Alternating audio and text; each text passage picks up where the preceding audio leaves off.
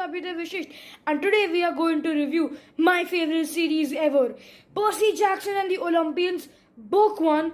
Before we start, I think we should address a few questions. Yes, I like this t-shirt a lot. Yes, I'm gonna wear it a lot. Yes, I'm awesome. No, not every series is my favorite. I'm just starting off with my favorite ones. The third one was a joke. I don't have an attitude problem. If you didn't get that joke, don't worry, neither did anyone else. So now that that's over, let's start with the first book in this series, which is Percy Jackson and the Lightning Thief. Where did lightning come from? Hold on. Lightning Thief. Okay, I think something's wrong every time I say lightning thief. See, there it is again. I don't know what's going on. There it is again. I don't know what's going on. 5 minutes later. Okay, so I got the lightning to agree. It's not gonna sparkle anymore every time I say lightning thief. See, it didn't this time. So anyways, first a few some background on this book before I start. This book is written by Rick Riordan in 2005. It's the first book in the Percy Jackson and the Olympian series. And the book follows a person by the name of... You're never gonna get it. You know what? Let's open this one up to the audience. Approximately 10 hours later. Anyways, the book follows Percy Jackson. That's it, audience. That's the name. I don't know why I'm gonna get that. Anyways, the book follows Percy Jackson. And it's written in first person, so we're reading the book from the point of view of Percy. So now that we have that out of the way, let's start. Like always, a spoiler alert is issued because, like I said, I'm going to be going over the summary and then I'm going to go for the review. So, a few important characters that appear in the start and I should probably tell you about. So, first up, we have Percy Jackson. You're going to be hearing that name a lot, so better get used to it. Then we have Grover, who is Percy's best friend, and we also have Mr. Brunner, who is Percy's Latin teacher.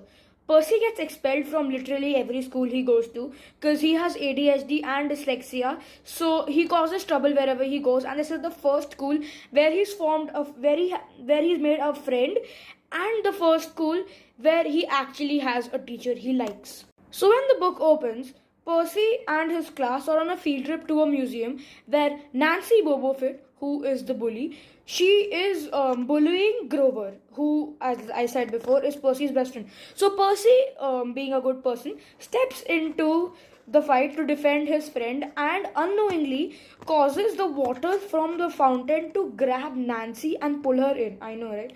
So anyways, Nancy thinks that she was pushed in because, of course, she's a normal person. She doesn't think that water just comes out of fountain and grabs people. And then she lies that she was bullying them, and so Percy gets into trouble. Mrs. Dodds, who is Percy's pre-algebra teacher, then separates him from the group and takes him to a separate corner. There, she turns into a Fury. So, the Fury, aka Mrs. Dodds, attacks Percy, and Mr. Brunner, his Latin teacher, throws him a pen. And when the pen gets uncapped, boom! You have an awesome sword made of celestial bronze that's able to slay demons. I know, it's awesome. So Percy then kills Mrs. Dodds because she's gonna charge on him, and he slashes his sword, and damn, she's dead. Anyways, after the incident, he then returns back to class, and he tries to talk about it with someone, but it seems like everyone has forgotten who Mrs. Dodds was. It's like she never existed. And the only person who seems kind of sus when he confronts them about it is Grover. But he also denies knowing anything about Mrs. Dodds, and everyone in the school, even the teachers, think that Mrs. Dodds never existed, and they go along. So now Percy is approaching the end of school year, which means exams. Anyways, so for help on his Latin final, since he's not the brightest kid, ADHD and dyslexia. So for help on his Latin final, he goes to his Latin teacher, aka Mr. Brunner, and there he overhears a conversation between Grover and Mr. Brunner about an important item that was stolen. Because of Percy's fights and other reasons, he gets he gets expelled from school a day before school ends. So he almost got through, but there was that one day. Anyways, he gets expelled and he goes home. Percy then goes home. Obviously, the guy has nowhere else to go. He got expelled. So he goes home, and there his mom and him have like a tradition kind of thing where every year after school they go to this cabin beach in Montauk where his mom and his dad met. Currently, he lives with his mom and his stepdad, Smelly Gabe. That's literally the dude's name. Okay, his name is Gabe, but Percy calls him Smelly Gabe. So even I'm gonna call him Smelly Gabe because I think the name's funny. Anyways, so they get the car and they drive out to the beach in Montauk. So they're driving, and suddenly there a storm. So they reach, and Percy then gets a dream about. Well, he gets a dream about. Should I say? No, okay, so basically he gets a dream about, I'm not gonna tell you. And then there's a storm that is raging on outside.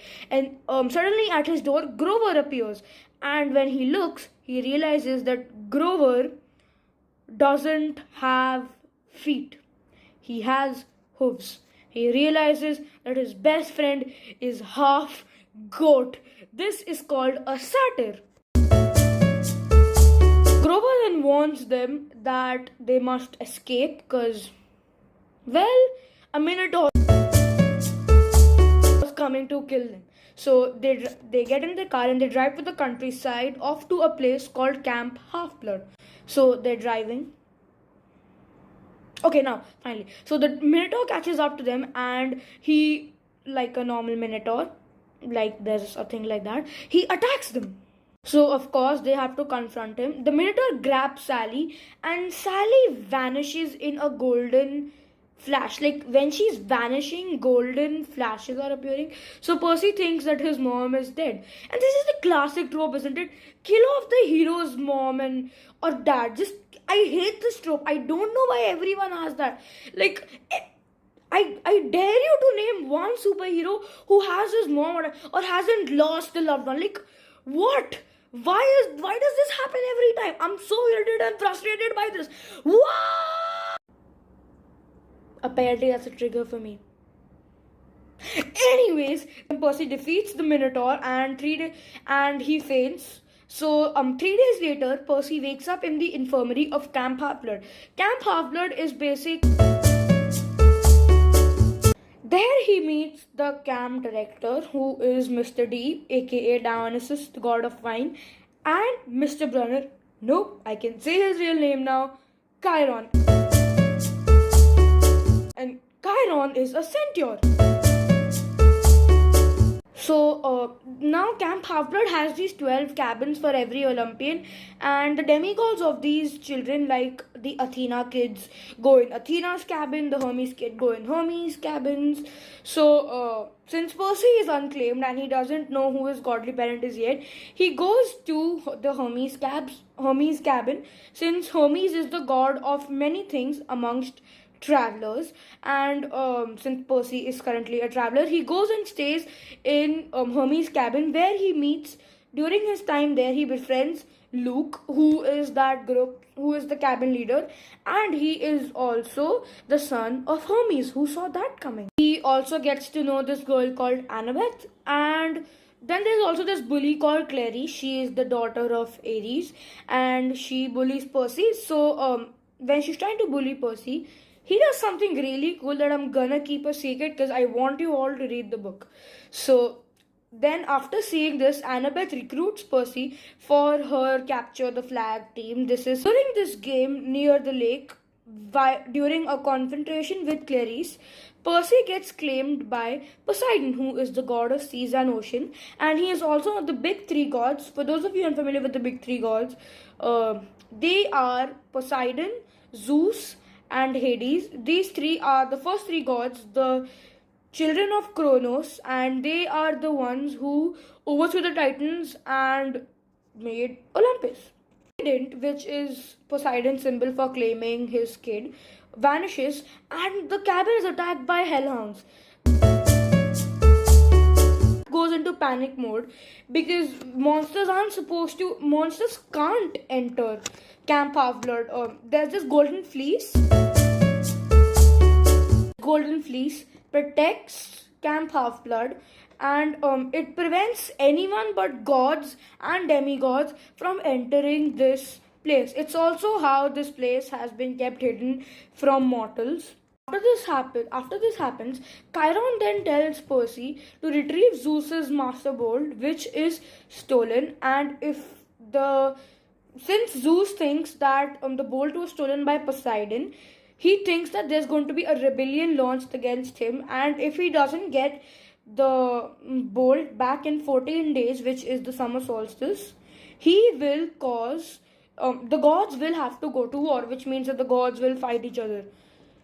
So Percy is then sent to the oracle, who tells him a prophecy, and there's going to be a lot of stuff that happens. I'm not going to cover everything because, like I said, I want you guys to read the book, and the book is just awesome. So the oracle gives him a prophecy that will guide him through this quest. The prophecy, uh, although the prophecies are really confusing, as since three people go on quests and Percy only knows Annabeth and Grover, he asks them to go on this quest with them, and they agree. So now they have set off on a quest to recover the Master Bolt and save the world. Yay! I don't know why I did that. Anyways, Zeus thinks that Poseidon stole the bolt to launch a rebellion against him. Poseidon thinks that Hades stole the bolt so that he could turn the brothers against them and he could take over Olympus, since he's not really one of the 12 Olympians, even though he is one of the strongest gods. So then they go to Luke and he hooks them up with some gear that will help them during the quest. I'm not going to tell you what the gear is, so just find out with me along the way. So now they travel to the west to retrieve the stolen items and they start walking. So now this turns into, it's not really a road trip, but it sort of turns into a road trip. So since the camp has given them enough money and everything, they take a bus and they start traveling. On the bus, they are attacked by the Furies. Remember those dudes I told you about in the.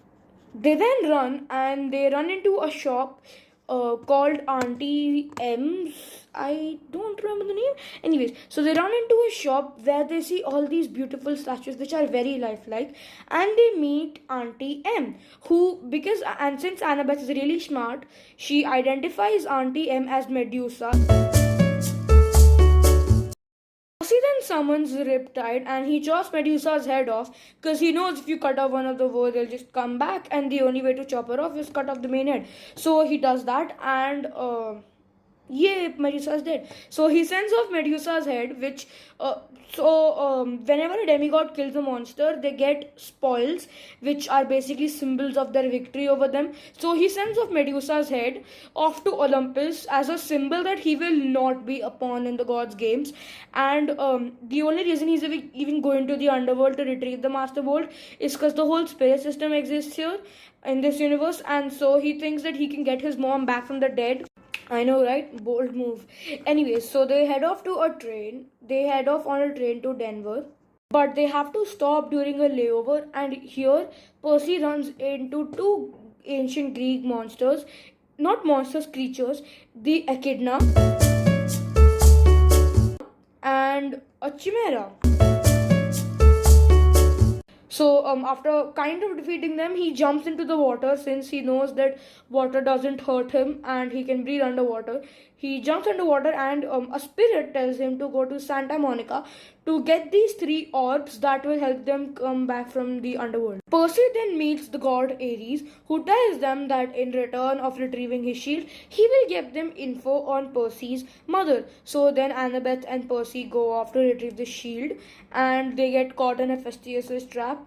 Long story short, they escape, and then they give Ares back his shield. Ares then tells them that Percy's mother is alive in the underworld and is being held captured by Hades.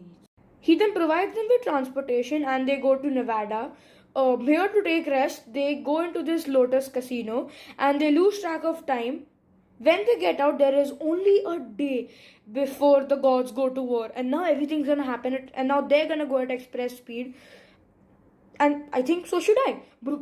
But don't worry, I'm not gonna. It'd be fun though, but nobody would really understand anything. In Santa Monica, they get the three pearls that will get them back from the underworld. Percy then barters with Charon,